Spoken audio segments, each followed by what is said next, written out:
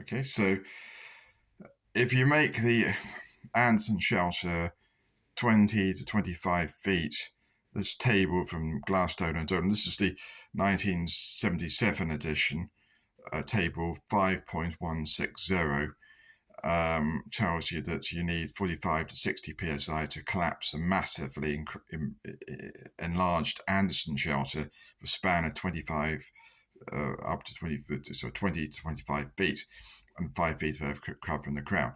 That's a much bigger shelter than the ordinary World War II British Anderson shelter. It's the same sort of thing, light corrugated steel arch covered with earth.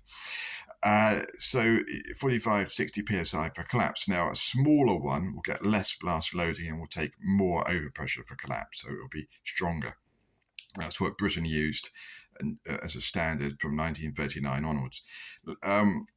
These were tests that the British Operation Hurricane nuclear test in 1952, where 15 were exposed, and they improved the design and came with a completely updated version of the Anderson shelter and the British government's 1982 handbook, Domestic Nuclear Shelters Technical Guidance. I've put some extracts on the Glasstone blogspot.com site. Now, the other option is given in the same table, and this table occurs, as I say, in both the 1962-64 editions. 64 one slightly corrected version of 62, and the complete revision of 1977 of the Glasstone and Dolan, the effects of nuclear weapons, US government. You got the buried concrete arch, 8-inch thick, 16-foot span, 4 feet of cover. So that takes, according to this table, severe damage, in other words, collapse, at 220 to 280 pounds per square inch peak overpressure. Now you're talking right in the, according to some, the crater's been exaggerated massively. I've got there's evidence of that in the Glasstone and Dolan book. They also ignore military effects.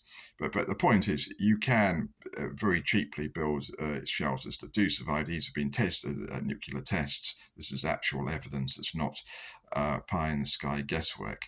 It's completely sensitive. So if you look in the effects of nuclear weapons, there is a little bit about concrete buildings surviving, people in Hiroshima having 50% chance of survival at 0.12 mile from ground zero, whereas if they're in the airplane, it's 1.3 mile, and the difference in area is about 100 or more.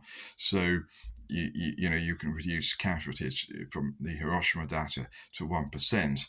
Because most people were standing out in the airplane in Hiroshima watching the bomb fall when it did, just by getting into the lower floors of a concrete building. Okay, because they're less likely to collapse than wooden buildings. They're less likely to completely burn down. If they do, it takes longer. You can evacuate, as people did in those buildings at 0.12 mile from ground zero in Hiroshima. They were evacuated before this fire spread into those buildings. So there's a lot of complete lying from the CND, the anti-nuclear disarmament people, about nuclear weapons effects. This is the 1957 edition of Glasstone's book. You see, it contains, for the Met shot, this is Operation Teapot, Nevada test site, 1955, 23 kiloton nuclear test Met. Some photos before and after, these are after photos of road graders and earth moving equipment, bulldozers, tracked vehicles protected from 30 pounds per square inch in an open trench. All these photos were removed from the 1962 editions and from the 1977 editions, which are all a load of lying crap. But there was at least a chapter in the up to 1964 giving protective measures.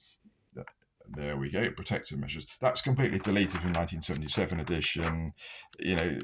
Some people claim it's bureaucracy.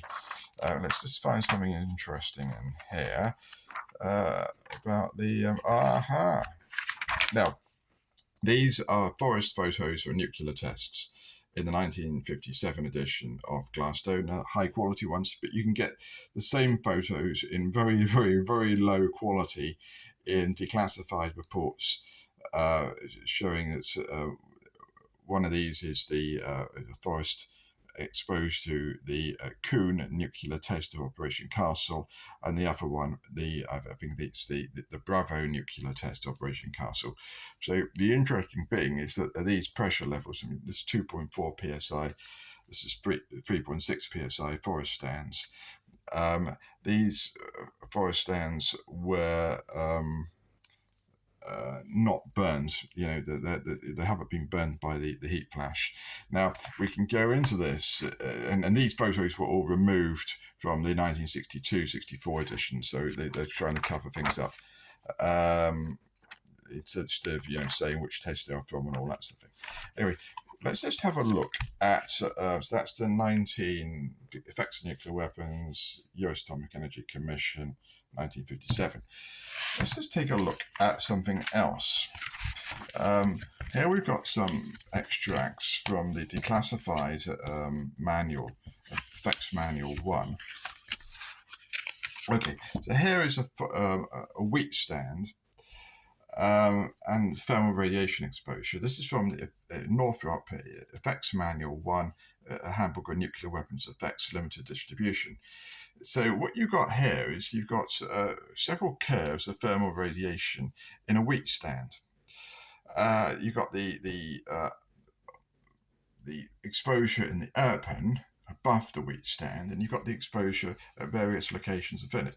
And notice there's quite a lot. If we look at ground range of 4 kilometres, this is figure 16.18 in EM1, Effects Manual 1 from 1993.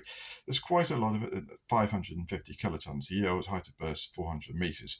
So at 4 kilometres, you've got an exposure near the bottom of the wheat stand of 0.2 calories per square centimetre, whereas at the top of the wheat stand it's 30 calories per square centimetre. So you've got a huge amount of attenuation. So if you are caught in the airpen, get to the bottom of a wheat stand to avoid the thermal flash burns. It works according to the Effects Manual EM1.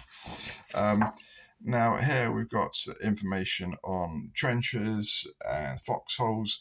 Here we've got a whole pages actually in the book of effects of blast on 4,500 psi reinforced concrete.